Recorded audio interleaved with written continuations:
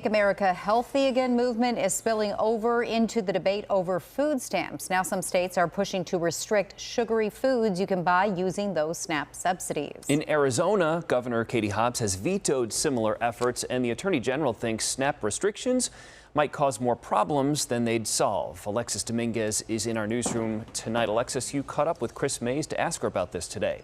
Yeah, that's right. Attorney General Kris Mayes toured the Desert Mission Food Bank today, where I asked her about the growing national push to limit SNAP purchases, an idea she says raised serious concerns.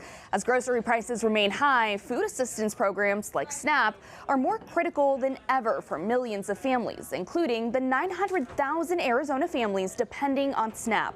But across the country, several states are asking the federal government for permission to ban SNAP recipients from using benefits to buy certain foods and drinks. That includes candy and soda. Right here in Arizona, Governor Katie Hobbs has already vetoed similar proposals, saying they unfairly target low-income families.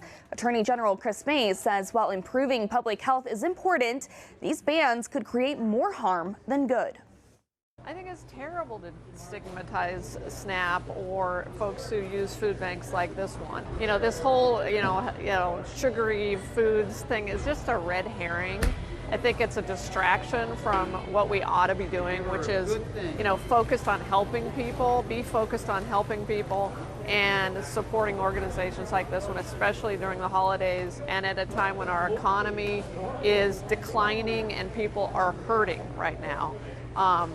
People are hurting because of the tariffs, because of inflation.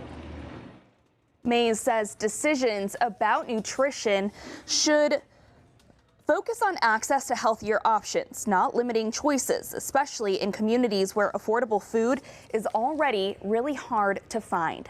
Mayes reiterated that Arizona will continue focusing on expanding food access rather than restricting it.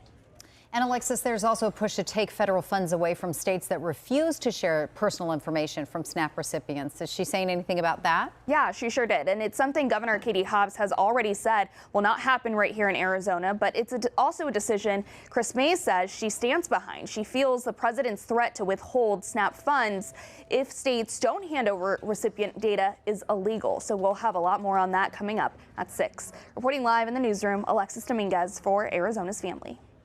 Alexis.